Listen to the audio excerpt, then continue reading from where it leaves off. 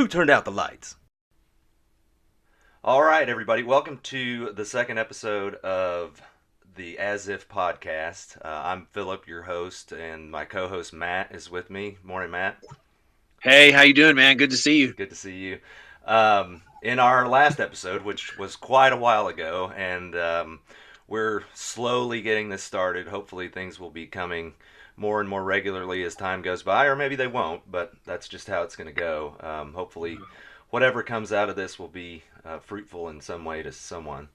But the last time we talked, we sort of laid out the conceptual wrapper for the As If podcast, and one of the things that we touched on was the three forces, third force blindness, and I felt like after listening to that over again that we didn't really explain what we were talking about there, and that I realized that that might strike some people as being confusing or unclear. So what I thought we would do with this podcast is the second episode is to talk specifically about ternary systems versus binary systems and talk about third force blindness, and then move into a model of consciousness that is put forward by a neuroscientist named Antonio Damasio. What we'll do is we're going to lean pretty heavily on a conversation between Sam Harris and Damasio. It's actually part of Sam's book club, so it's one of those things that's not really freely available. You would have to get on Patreon, or I don't know if he's on Patreon. I guess he's got his own kind of subscription service, so you would have Yeah. to buy in at $5 a month or whatever it is if you want to get access to that full conversation. But anyway, that's available through his website. So why don't we just get started? I'll give a little bit of background on the three forces as I see it, and then we'll just riff back and forth after that. So essentially we're talking about maps, and we have to be careful when we talk about maps because they're super, super useful, but they're easy to get attached to. And the idea is that maps are not the territory. So you can use a map to say what reality is like, but you can never use a map to say what reality is. So what we have to be careful of is taking our maps too seriously. We also have to be careful of applying our maps too broadly, right? So a single map can be really, really useful in a particular situation and not so useful in other situations. So as we go forward, let's just remember that we're talking about a map. This happens to be one of the more useful maps that I've come across in my life, but it is still just a map. So the kind of the 50,000 foot overview is that everything that happens is governed, excuse me, by a set of three forces, so a triad. And what tends to happen is that two of these forces show up as a really powerful binary, like a polar relationship between opposites. And the binaries are really, like, I like to think of them as intoxicating because they just demand our attention in such a way that it obscures the third force that's involved. And what happens when you really explore these things and you create the kind of space that we're going to be talking about here cognitively is that the third force becomes more relevant, and ultimately what you find is that it is this third force that actually allows anything novel or creative to happen. So hmm I think that lays it out. Matt, you have any thoughts on that?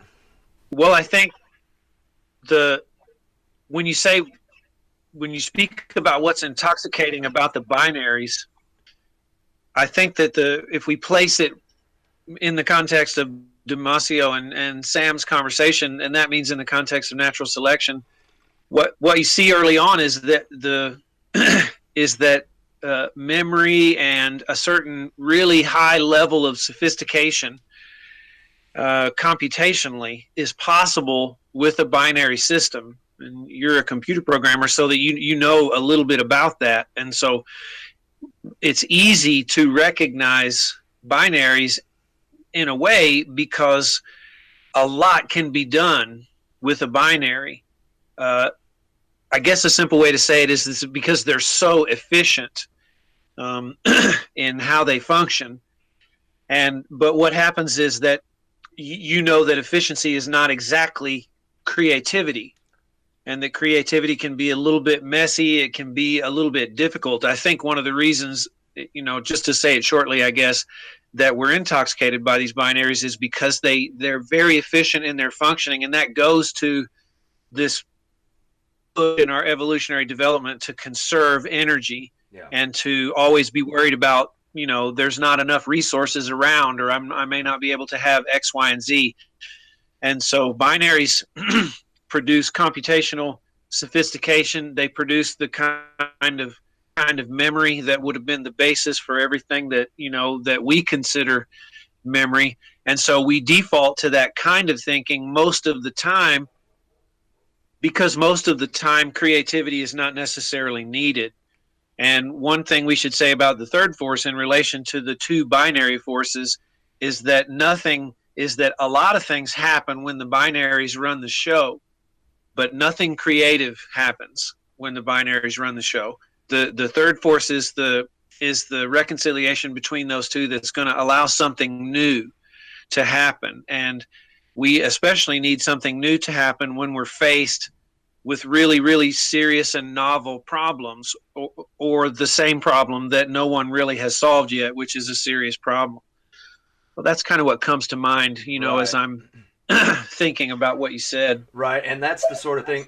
I think that's the argument that seems to be cropping up more and more in the kinds of circles that we travel in intellectually. With the intellectual dark web and all of Mm-hmm. these kinds of conversations that are coming up on YouTube and such. That Mm-hmm. we're in a situation now where there is a need for something novel to happen, and so it almost cries out for a third force solution. Mm-hmm. So no one really seems to know what that looks like yet, but the idea behind the conversations that you and I are having, and many of the conversations that are going on, with the intellectual dark web folks and other folks, is the idea that if we just sit in this space and have these conversations, that something new is, well, I don't know how likely it is to arise, but that's the only way something new will arise, if it's going to. Yeah, that's true. I think it's really important to situate this notion of the three forces in a universe of hazard.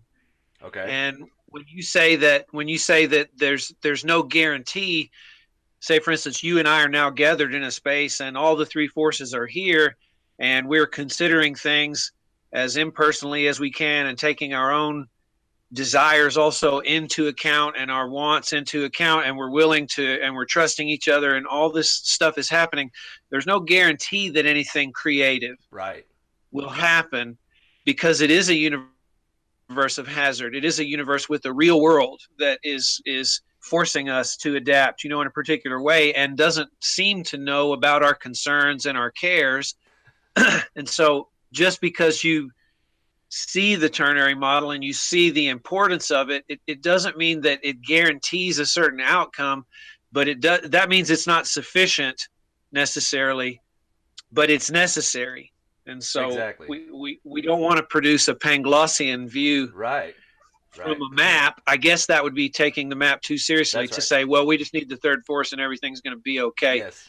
Um, so That's let's right. put it in the, I'm using J.G. Bennett. He's a thinker and visionary in my mind from the Gurdjieff world, and he learned from Gurdjieff that this universe is a universe of hazard. That means that there will be times when things are very necessary for us to move forward toward our aim and our purpose, and there's no guarantee that we can get there. But if we behave a certain way, we're guaranteed not to get there. And so, Right. right, Yeah, that's that the makes that's sense. the universe I'm in, and that makes a lot of sense to me intuitively. I don't I find that very complete in terms of epistemologically and everything else. Like, what can I know and what should I hope for? I don't have unrealistic expectations, from my map, I guess you would say. Right. So we could say some sensitivity to the presence of the third force and some ability to allow third force to be active is necessary but not sufficient for Yep. creativity. Yep. Right. That's right. Okay. That's right. We have to know something of the real world. We have to know something of the world that we live in, which isn't necessarily the real world. And, to see those two.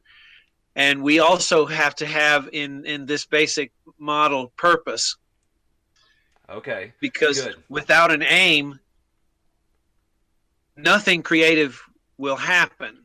Right. You need an aim, and in some sense, in this work, you live from the future. What do you mean by in some way you live from the future? Well, in this idea, the universe is not complete yet. Right. The universe is not. It's not a done deal that happened once with the Big Bang, and all we need to do, or let's say with the creation of the universe by God, it's not, or God, for that matter. None of those things in this view are finished. Right. Well, so Okay. would you say then? Okay, we were talking earlier before we started the official, podcast deal that um, just about how much of it is baked in from the beginning, and Mm-hmm. how much of it is, predetermined. Mm-hmm. And to me, it seems like there's a lot of determinism going on one That's level. right. That's one of the forces, right? We would Right. call that the denying force. That's the force that changes very slowly, Yeah. if at all Yeah. it Yeah. changes. But then there's also an unfolding that is not necessarily predetermined to happen. No, that's right. That comes from our interiority and our assessment of possibility and our being driven by particular, well, we're driven by a lot of desires, right? Hmm. But if we want to link it to Damasio and we want to link it to Sam, remember Damasio's discussion of Spinoza and the coronatos. Right. We are creatures that want to continue. This is the basic push, and the homeostatic strategies that we use in order to try to continue, right? Those are the things that are pushing us toward a future. And the essential future that Damasio is talking about is a future of surplus, Right. right? Of It's a more future, abundance. right? It's a future where our homeostatic strategies are relatively easy Hmm. to accomplish, and we're producing more than we're. Yes. That's the basic thrust, and that was the new piece about homeostasis that he gave to me, because he says be cautious about ideas of homeostasis as equilibrium. What we need to see is a set of strategies that are aiming toward a surplus, and that surplus is what formulates. That surplus is the seed of this ability to intuit the future. And so when I say that we in some sense in this world work, we live from the future, humans in particular, right, see possibilities that are not yet actualized, and we don't want to get in the way of Yeah. those possibilities by being caught in a binary that produces the same kind of behavior with lack of sensitivity to the real world. Right. So in some sense, I mean, and this is like a Petersonian idea, is that so maybe it was a third force activity that woke up, this idea that we can negotiate with the future and the whole notion of sacrifice, Mm-hmm. because it must have been that the drive toward the creation of surplus was simply a strategy to deal with times of scarcity, Mm-hmm. right? And yes, that is its origin, Right. and then you have to mix that when you bring the human into the picture, you have to mix that with the complexity that the human is. And I use that in contrast to complicated, Mm-hmm. as far as system goes, and our fragility. So we're the most expensive creature. We're helpless for the longest period of time because we don't come in. This is Weinstein's basic notion. We don't come in with a set of instincts that are adapted to a particular world. We have to learn our world, and therefore, to me, that goes lockstep with this notion of seeing possibility, right, in a certain way.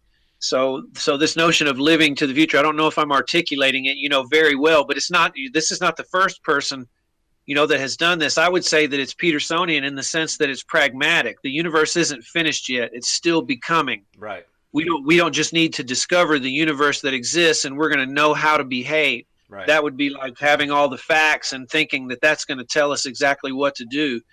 But you and I know that even when you have all the facts, you don't necessarily know what to do. So there's this notion of becoming, Yep. this notion of the future that is always present, this notion of possibility, of surplus and security and creativity that's there. And I think Peterson has been one of the great articulators of saying this to people, that you don't want to get in the way of your future self. You don't want to stand in the way of the one that you could become, and you Yeah. can see the one that you could become. Yeah, you Don't can. you can see that. Yeah. So I love the notion, because I'm a pragmatist at heart too. There's a lot of the other ontological view that makes a lot of sense to me, but most of that idea that the universe is completed and that God is already completed, and all we need to do is just find out what that is. I'm already completed in my essence. And I've forgotten my essence. All I got to do is remember my Right. essence, and then I'm going to know how to be. That is only the denying force, right? That's only talking about the stability in the equation. That's Right. not talking about the what we call the affirming force, or the revolutionary force, the force that pushes toward change, Yep. right? And that So doesn't guarantee any success either, so right? if we look at that, I mean, you see a whole lot of things in that binary there, including what we would call politically conservative and liberal as well. But You um, bet. I also, but Mm-hmm. I wanna kind of table that for a minute, and maybe we'll get back to it, Okay. because I do want to get into Damasio and constructing subjectivity, and I also want to talk about some of the ways these three forces show up in the world. So Yep. um, I think what we'll do is we'll talk about, like, one fundamental binary is inside versus outside. Yep. Biologically speaking, this is the thing that Damasio would say really drives self identification. Okay, so what you have very early on is when you have single cell organisms, there's a membrane, and then you get this oppositional binary between what's inside the membrane and what's outside the membrane. And Yep. so when you get trillions of these cells together into a body, what you get is still this internal milieu, which is what the word that he uses, and there's stuff that's happening outside. And so the nervous system is aware of what's going on inside, and it's aware of what's going on outside. And in order to move around in the environment and create this surplus and basically continue to stay alive, it's critical that you make that distinction. And I mean, one of the mind blowing moments of my life was reading Damasio's work, and he comes up with this beautiful concept of, the answer to the question never posed. And so it's Yeah. like one day you wake up and this question that was never posed is simply, to whom or what is this happening? Mm-hmm. Because, as an organism, you're constantly monitoring what's going on inside you so that you can maintain homeostasis inside the body. And then you're constantly monitoring the external environment for threats. And then one Mm-hmm. day the brain, or I guess it would be a human brain most likely, proposes an answer without really asking the question, to whom or what is this happening? Well, and the answer must be, well, me or the body, right? So from Mhm. you know, from the perspective of self identification and identification with the body, which most of the Eastern traditions would see that as illusory at Yep. best. Yep. Um, this is a really biological, evolutionary answer for why that's so compelling, and Yep. it derives from thinking in this binary of inside versus outside. Yep. And there's something else, that seems to emerge, from that, which is, it's happening to me, the I. Yeah, It seems to be happening, to the I. You're right in terms of the East not being unified, in their answer about that, about what the nature of that is. But that, incidentally, when you learn in the yoga world, which to some extent, you would consider Buddhist, at least in terms of the original ideas, that come out of the Vedas and the early history of India, insofar as the Buddhism is a rebellion against, certain ideas, in that you get this notion of a mind that has three parts, and one of the parts is the sensory registry data. That's the part of the mind that continually takes in sound and sight and touch and smell and so on. It's called manas. And then there's the piece that is called the higher mind or the intellect, which is buddhi, which is actually where the word Buddha comes from. And then there's a part called ahamkara, which means I am this vehicle, or it means I am this body. And it's the ahamkara is called the I maker. And so the notion of the mind is more complex than that. It breaks down into further parts, but essentially there's three basic things going on in the mind: registry of the outside, which is manas, an intuition, which is deep and very subtle, which is the real intelligence, and then the I, right, or the ego, the sense that whatever's happening is always happening to me. And those three parts don't necessarily show right relationship. And depending on the tradition that you come from, you value them, right, in different ways. So the Buddha doesn't value the eye maker in the same way, for instance, that Tantra does, and Vedanta or traditional Hinduism doesn't value the eye maker in the same way, that Tantra does. Everybody's kind of concerned about the nature of this eye, and this third piece that arises uh, in this system of sensing inside and outside. So that has to be reconciled in order for creativity, to be produced. right. The inside outside perspective. Yeah. Okay, so we're gonna look at another one here real quick. And this is one that you and I would probably both agree is pretty fundamental. It's Buckminster Fuller's tensegrity model. Yeah. Um, and this one is really, really. I mean, it's so exquisite in the way that it shows the uh, obfuscation of third force that it's almost. I mean, it's breathtaking when you really take it in the way we have. So the essential binary is between tension and compression. So in Mm. this model, Buckminster Fuller has this model of tensegrity, and the force of tension is basically the force that holds things together or that resists disintegration, and compression is the force that holds things up or resists being crushed. So in this way, you can think of the human body as a tensegrity because you have muscles that hold bones together, and simultaneously the bones are giving the body structure. And if they act in concert with each other to create movement in the world. Mm-hmm. And the reality is that you can't just stick a couple of rods together with rubber bands and have a tensegrity, because what you have to Mm-hmm. do is you have to build the tensegrity in such a way that it actually manifests a spiral. And Mm-hmm. so it's really kind of tricky to see. There's I might put a link under the podcast here to a website that really breaks it down for anybody who's interested in actually seeing it, because it is really there. But it's almost impossible to see just by taking a cursory glance at one of these things. But the reality is you've got these obvious rods, you've got these obvious tension lines, and they obscure this spiral that's actually going on inside. And it's so interesting that is, I mean, that's the way um, the most fundamental unit of biological information is actually arranged in space as well.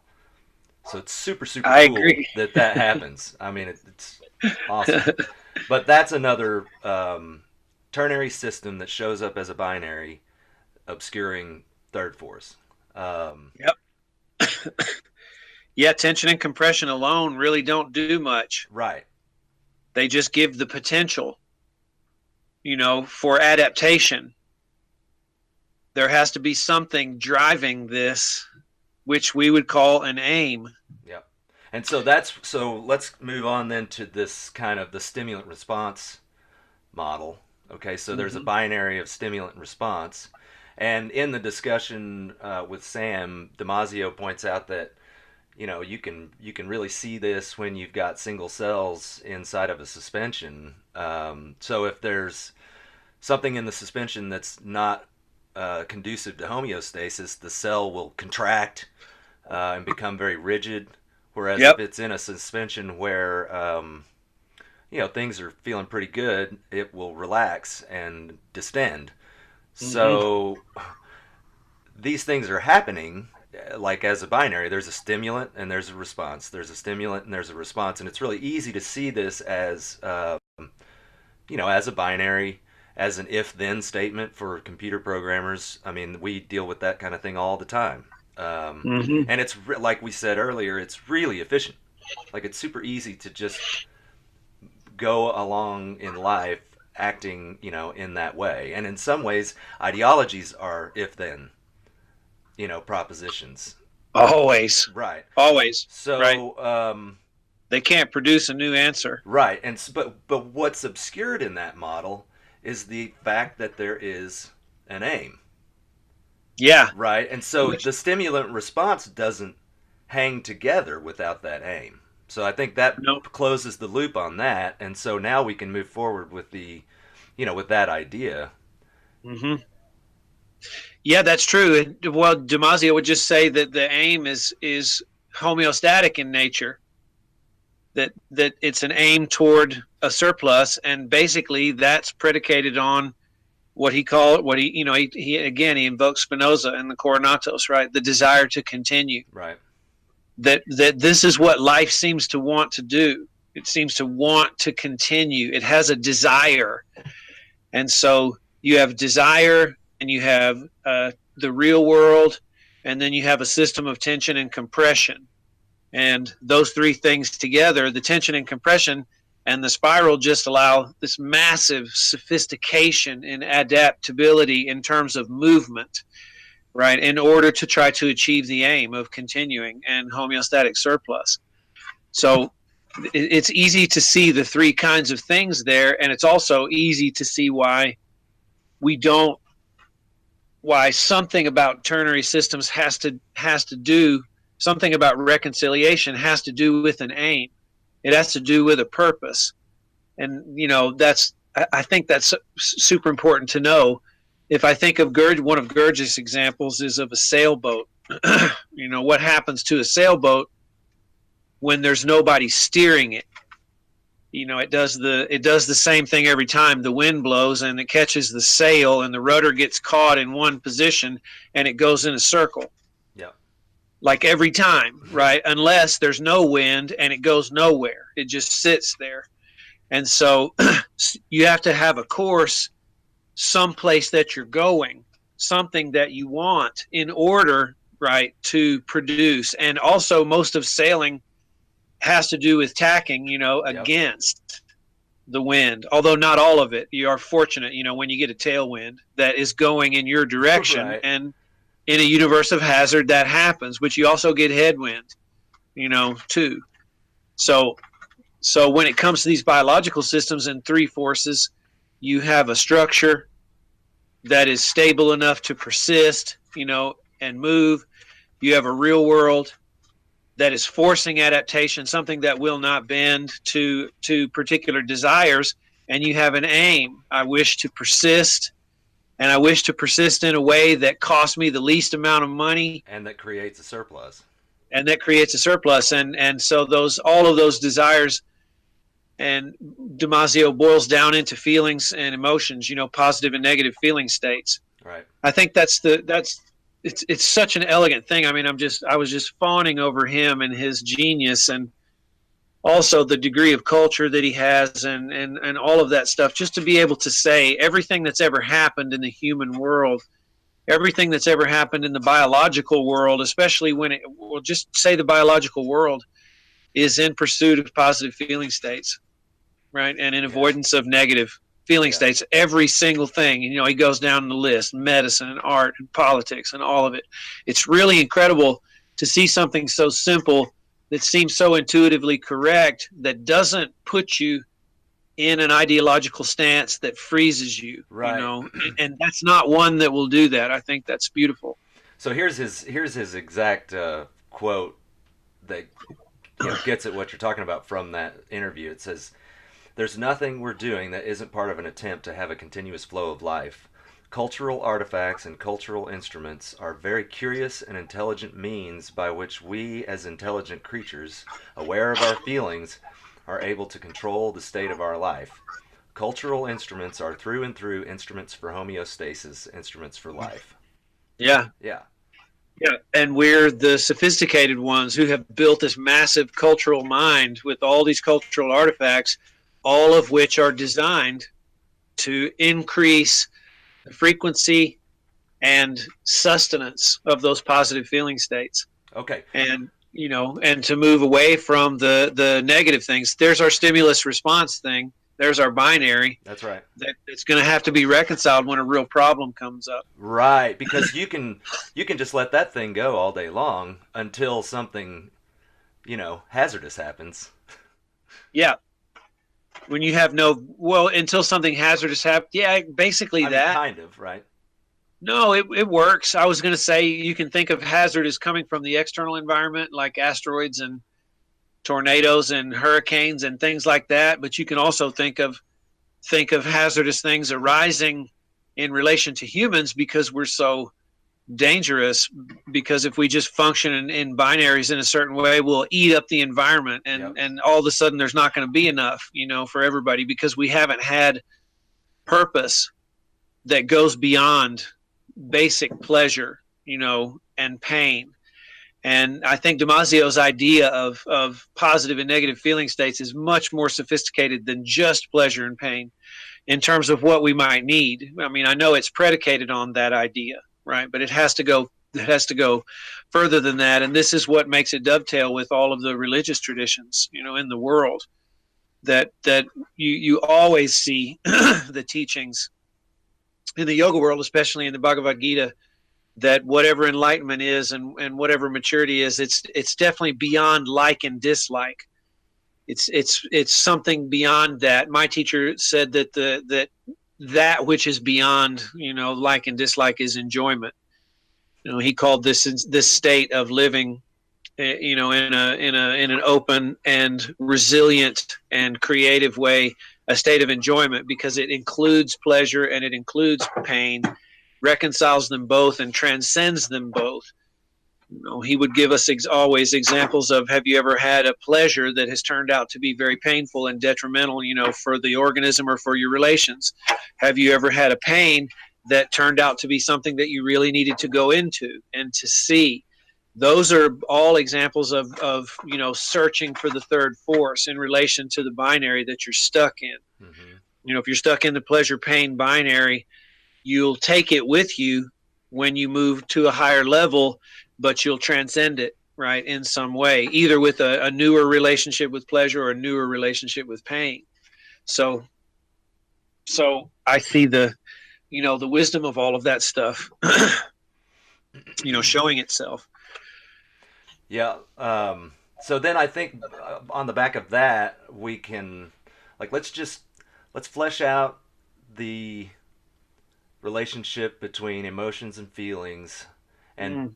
I'm gonna try and build subjectivity here the way Damasio does, and then we can relate that back to aim and creating the space for third force and creativity. Um, Yep.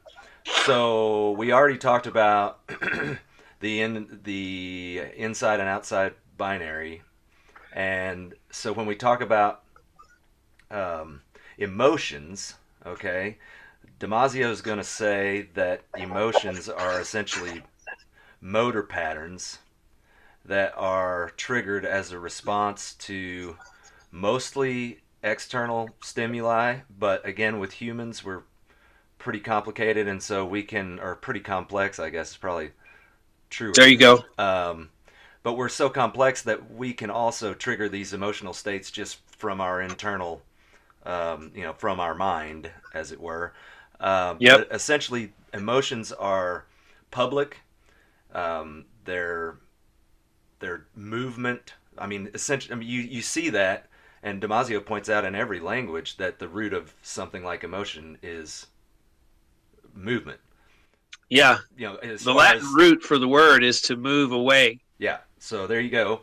And then he will build feelings on top of emotions. And he differentiates two kinds of feelings: spontaneous feelings and provoked feelings. And so in his mind, spontaneous feelings are the feelings that are riding on top of emotions based on what's happening inside your body. So inside Mm-hmm. your body, you've got all kinds of things going on to try and maintain homeostasis. And typically, you're not too concerned with these kinds of feelings unless something's wrong, for example. You know, Right. um, but those are always there, and in Damasio's mind, they probably were the first feelings that any organism ever had. Um, then there are provoked feelings, which are a result of stimuli. So the result of an emotion pattern is executed, and then there is an image created in the brain of that movement pattern, and Mm-hmm. that experience of that image is what he would say would be a provoked feeling. And Yep. so we have emotions, which are essentially scripts that are running based on stimuli from the outside and also internal stimuli. And then you have feelings that ride on top of those, and feelings are the images that are created as a result of the emotional responses. And so then in order to create what he calls subjectivity truly, then you have to have a third kind of image making, which is essentially a snapshot of the position and the state of the organism in the act of making the feeling. You just have to have an image of all that you did, all that you said Right. in the So it's beginning. so it's wild, right? It's I like to think of it as being caught in the act.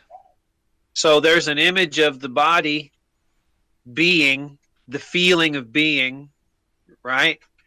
And there's an image of the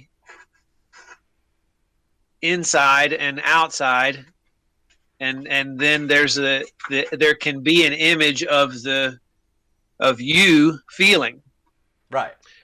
and until you have an image of the,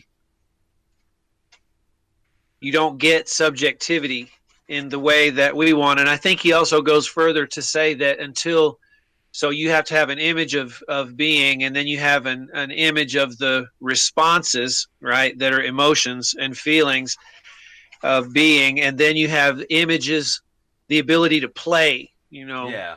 with those images, right, in that particular sense. Right. That's really cool, man, for sure. It's really beautiful in the way to think about it. And that notion of image is so provocative, right, in all of the spiritual traditions of the world. We're made in the image of, Right.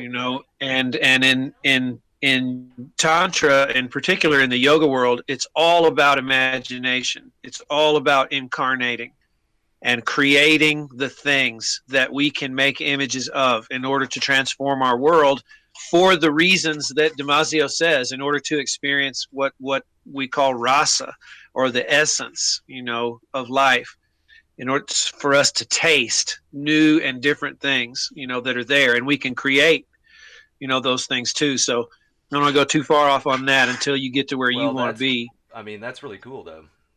Yeah, there's a lot to be said about it. Actually, in the versions of Ayurveda, which is the sister science, to Hatha Yoga and the Veda, the the reason the physical body exists is because it's imagined by the higher mind. It's imagined into being, and therefore incarnated in a particular way. I mean, it's a I love the idea. It's a real old timey idea, I know, but it always turns out that these old timey ideas are starting to look very interesting, Could you in light say of science, and especially neuroscience, could you when say you're having consciousness and subjectivity. it's a useful fiction? Could you say it's a useful fiction? Yeah, if you're a pragmatist. Yeah. Well, yeah, yeah. We do transform the world in the way that other animals don't. Right. Well, and what you laid out is a particular kind of map, you know. Yep, Yeah. that's right. And so there is the usefulness of it is the power of it, and the power of it can be scaled and understood in relation to how we affect the world. And I think we affect the world in a way that other things don't. I don't want to Well, be let's guilty of say anthropomorphizing things in a let's dangerous way that's irrational, but also don't want to ignore the differences between humans and other things. I mean, it's just silly. well, it is. But, you know, what came to my mind when you say that is like, well, you could just say that I mean, it's possible for us to affect the world in ways that other animals don't, Yeah. but it's not necessarily the case. No, Because no, here's the nature of the effect of the affecting would be the important thing. We could choose not to. well, that's where I'm going is, with the picture that we laid out from Damasio shows, this building of subjectivity in a particular kind of way, and at the root of that is essentially scripting. It's, emotional scripts. And Yep. so if we run on that as default, which we almost always do, um, we're not doing anything creative. We're we're No. we're running a script, and so I think what we're talking about here is being able to open up a space there to consider these things, and Yep. and in that space is where creativity becomes possible. Yeah, I agree. I took it to mean that I took his, the distinction between emotion and feeling is one of the more important things, that I've come across, not just in understanding, the human in relation to natural selection, but also in trying to understand ideas like the three forces and spiritual work, and also ideas like suffering. So, I took it to mean that emotions are going to be what they're going to be, that the scripts are so ancient and so useful in general that we'll always be subject to emotional reactions in a certain way. And so and that has its utility in social situations too, because the I took it to mean that the action program orientation of emotion, right, which means there's a postural change in all emotional response, and that shows the body as a communication tool to others too, because it's easy for me to know that maybe it's not a good time to tell you jokes or something like that because of the emotional affect, because of your affect. You may be feeling something super intense, something really terrible or whatever. As long as you can control that and I can know that it's not a good time, then we can keep our relation and all that. So I took it to mean that we're going to be subject to emotions as long as we're embodied humans, and we don't want to mess with that deep ancient, programming in a certain way, but we also don't want to run on it only because it's dominated by pleasure and pain, and it's dominated by memory, and will eat up the world, trying to feel good and not have any foresight. When you see someone like Weinstein in his last discussion with Dawkins, and when he's talking about the meme as a extended phenotype, or when he's talking about the impulse to go to war, all those are basic emotions, but the feelings that people have can be acted against, can be moved against, or not acted out in that sense. And so that makes a lot of sense of what spiritual work might be, or, conscious evolution might be. And I think that's why, for instance, in the Gurdjieff work, that when you reach a particular level, right, of your work, you know that what you're going to have to do is called conscious suffering. That there are going to be these responses and things that happen to you that you will have to suffer in a way without acting them out. That looks no different to me than Weinstein saying, okay, it makes sense that the Germans went into Russia, and to commit genocide and all this based on evolutionary programs and tribalism, and also based on the fact that their genetics were in danger of being overrun by something else. But that's not a virtuous thing, and we don't want to do that. So they're driven by emotion, but they don't have to act that out. They have to have their posture changed by the emotion. In that sense, we would know that something really serious is going on with them, and we should wake up to it. But they don't have to act out the inner feelings and the explanations that they give themselves. That's right. And so consciously relating to emotion would be a feeling, right? A particular feeling. Mm-hmm. That would be a new feeling that would show third force presence. Right. And out of that discussion between Weinstein and Dawkins, there was a point when they're talking about, Dawkins is very reticent to apply evolutionary, or at least natural selection to these complicated or complex, human interactions. But Weinstein he wants to make the point that he believes it's almost necessary. Like it's going to have to happen that we address these impulses in terms of natural selection so that we can then have that feeling, of, oh, wait a minute. I know that's what I am programmed to do, but my value system tells me that's not the way to go. And there you are in that space, Mm-hmm. And collectively, we're so dangerous that we might not have a world to live in. Right. Right. If we don't do that, and we only pursue our pleasures and avoid our negative pain, feelings. Yeah. Mm-hmm. Right? That's the key. And so emotions themselves may not evolve creatively. It may not be the case that emotions can do that, in the same way that it may not be the case that the body in any given human life is going to evolve, right, in a real creative and different way. But it is the case that the mind and the heart, which is the area of feeling, when consciousness, right, is presence, reconciles those two things.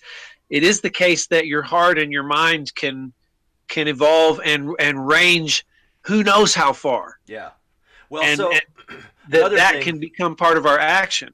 And what that brings up for me is, out of the Sam and Antonio discussion, there was some, bit made. I mean, you made the point that part of this building of subjectivity involves the ability to play with these feelings, right? And at some point, Damasio makes the point that, like, memory is really interesting because, and I'm not going to do this perfectly because I haven't listened to it in a while, but it's something like, the memories are encoded. So they're not, it's not like we are retaining everything about, the thing that happened, because that would be almost impossible, or at least it wouldn't be very efficient. And so what we do is we encode these things, and we can call up that encode, and we can almost decrypt it, to use a computer science term, and bring up, those feeling states. But the interesting thing is we don't always have to, like, from years later you might bring up a memory and you have a whole different feeling state around that memory.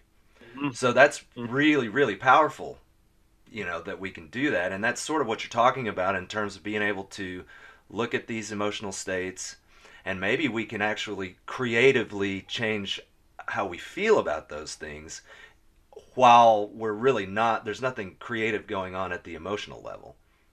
Yeah, to me that's the key. That's the kind of, I mean, that's the basic model, of transformation, that we teach, say here at the farm, and that I interpret people like Gurdjieff, you know, talking about, when they're talking about what actually is possible, for a person to do in terms of evolving and and waking up and being present, what the nature of that work is like.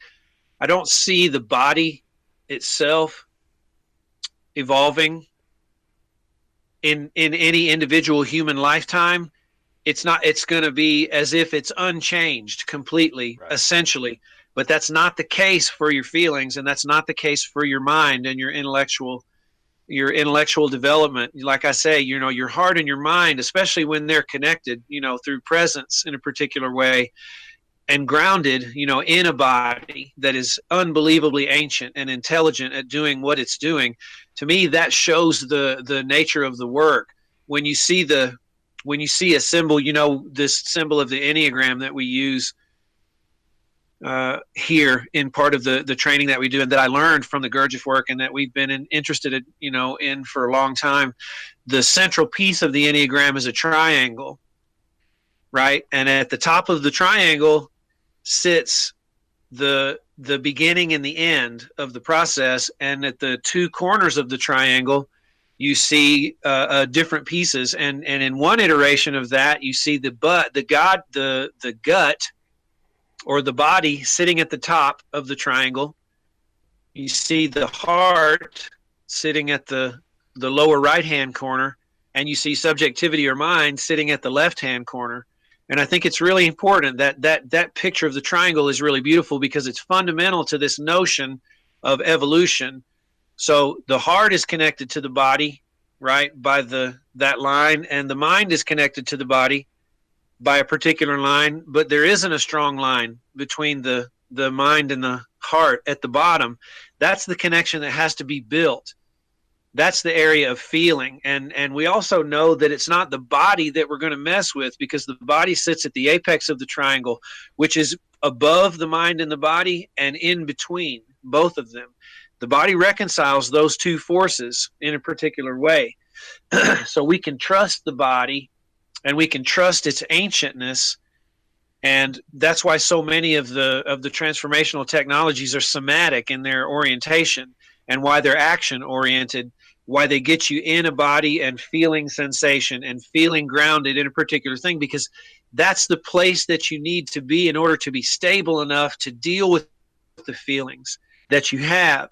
Because as soon as, when people have panic attacks, if you look at the list of things that therapists give them in order to come down, from the ether, they say, find 5 things you can touch, find 5 things you can smell, find 5 things you can hear, find 5 things you can see, get back into the body. Right. So it's not going to change. It won't evolve. It doesn't need to become enlightened. It's the relationship between the mind and the heart, or the relationship between emotion and feeling, that needs to evolve. That's where the potential is. That's how we're moving, at this point. That's how I'm moving in this conversation with you. That's how I try to move in conversation, with myself.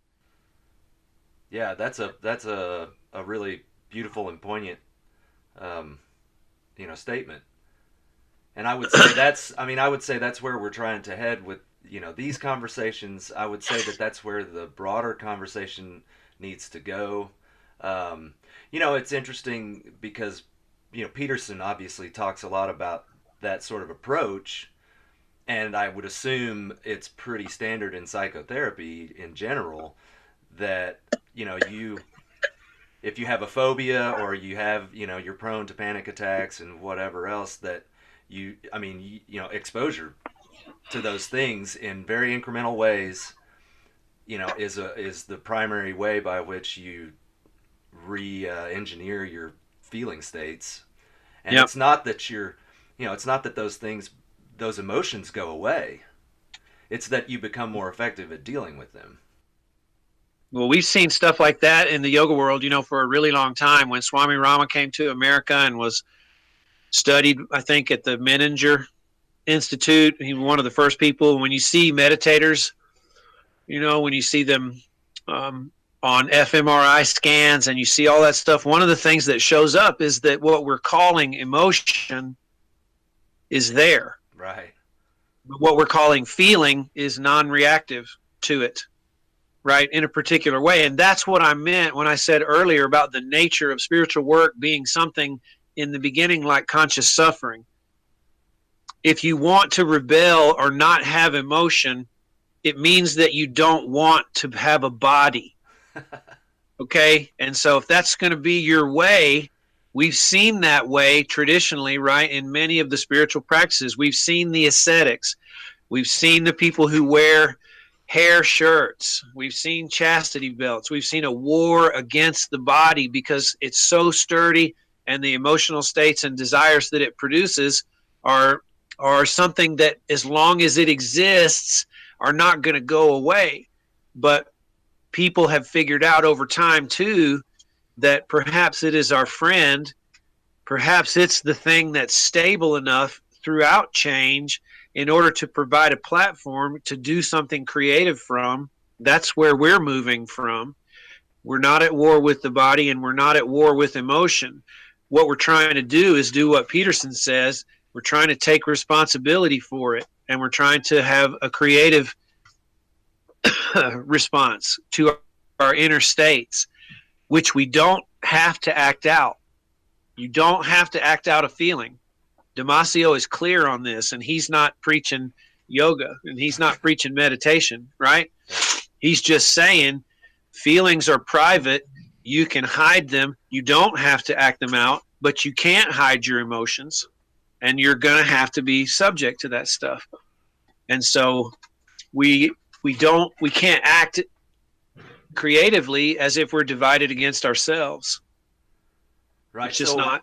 what I think we can say at this point is, that we want to commit to continuing to have conversations like this. I don't know how topical we'll get with anything, but my guess is there will be times when, some conversation will happen and we'll want to talk about that. There may be times when you or I might read an article or come across some piece of information, and we'll want to have a discussion about that. But what we want to do is model third force sensitivity, if you want to call it that, and how to have these kinds of conversations that might help us be more creative with our feeling states. Yeah. Going forward. So I think so. I think, if we're going to end it or close it up here pretty quickly, and we want to give ourselves a note, about certain binaries that we might want to look at. We can look at postmodernism and classical liberalism.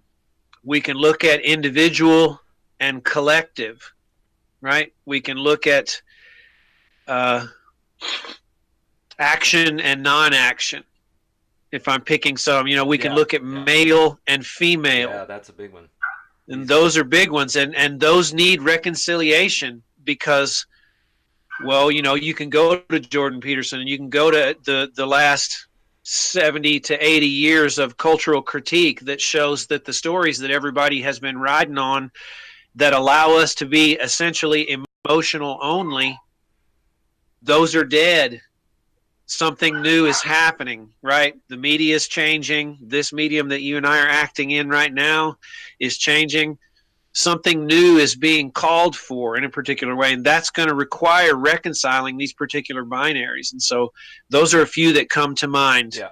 Body and mind, those are a few that come to mind that I think we could talk about, later to try to look at what is the wisdom in the individualist side, and what is the wisdom in the collectivist side, and what is the space within which those two things can have a meaningful conversation. How about capitalism and Marxism? Yeah. I think it's if people think that Marxism can't have an intelligent discussion with capitalism, I'd say you're third force blind. That we need some critique that's going to happen within a particular space. I was also wondering, before we close it up, if people are going to, if they watch this and the ideas are intriguing. I know that things move kind of fast and we do things discursively in a certain way, and what you call riffing. If people wanted a definition of what the third force is, that's a question that's bound to come up, and I think it's a very difficult, and I think it's also a question that's posed within a binary that is like is and is not. And that's one of the most fundamental binaries, that there are, or that there is. What's my grammar there? One that is. So many times already in this conversation, you've spoken about the third force as if it were a space, right, to inhabit. Right? I think that's really, really important. That collectivism and individualism, for instance, if they're going to have a conversation, they have to come together in a particular space that allows them to be what they are. We don't want the individualist to say, I can't come into that space because I can't be an individualist in that space. And we don't want the collectivist to say, I'm not going to have that conversation because I can't be a collectivist. And so, first of all, conceiving of the third force as a space where certain kinds of conversations can happen is really important, okay? And that doesn't make it a thing, which is the danger of because if it becomes a thing, it's part of a binary then, and it's already been lost. All right, it's either a thing or it's not a thing, and that's not very helpful.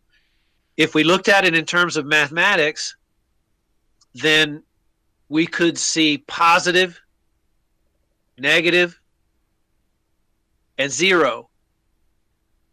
And so the third force being the zero, the positive being a particular part of the binary, and the negative being a particular part of the binary, and the zero being the space where each of those two things could come together and be what they are and allow creativity to unfold. So I know I'm not going to make it clear, in this very short amount of time, but maybe that's something as you watch this back, and if anybody else watches this and, wants to leave a comment or a question, they're like, hey, what is this third force? I get the question. I really understand the need to be clear about something that's seemingly mystical in a certain way that I don't necessarily think it is. I think it's very practical. Right. So if we think of it as a space within which things can be themselves, express themselves, and then come to a reconciliation because they see something that they wouldn't have seen otherwise. So it doesn't demand change immediately. It allows you to be what you are and to express what you are, and then to have that vetted in relation to your aim. Because the collectivists and the individualists share a common aim, whether they want to admit it or not. And that is, they want to continue in the space where the least amount of suffering possible is happening. So I'm trying to, put a little bit of seed form of stuff for the next discussion that we have, and also maybe just give some provocative explanation of what this third force, idea might be. Is that helpful, or is that confusing things even more? No, I think that's helpful. One thing I've been kicking around is like I like these long form discussions. But I also have been kicking around the idea of maybe doing some things like maybe having a separate little series called the as if shorts or something where Yeah. it's like just a a tight explanation of a particular concept that either we've been talking about or we've seen come up.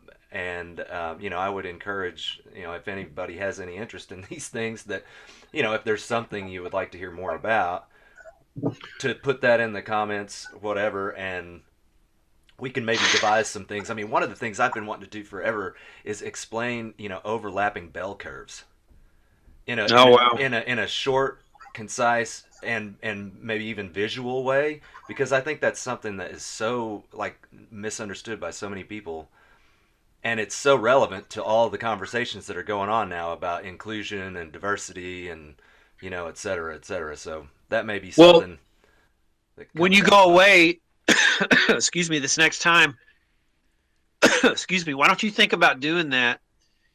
And why don't we maybe see about focusing on the individual and collective? Okay. Because I think that the provocative things that you and I are interested in that are perennial concerns like consciousness and subjectivity and relationship, and non-separateness and ideas like that, difference and separateness, those are going to come up as explanatory things. And maybe if we just nail the context down just a little bit, then we'll get clearer on what reconciliation looks like and real time kind of stuff. And so if we think about male, female, individual, collective, and those two things as binaries, that we can give examples of those being at war. That's obvious and easy, but we can also give examples of reconciliation, right, between those two things. And so the overlapping bell curve idea, I think, plays right into that, right, as a beautiful way to move. And so let's just take that stuff as footnote to talk about. And while we communicate between now and then, Okay. that stuff can be fleshed out, and we'll have it, by the time we get next to the next podcast. All right, Matt. Well, thanks for your time, buddy. Hey, listen, man, it's good to talk to you, and I look forward to the next one.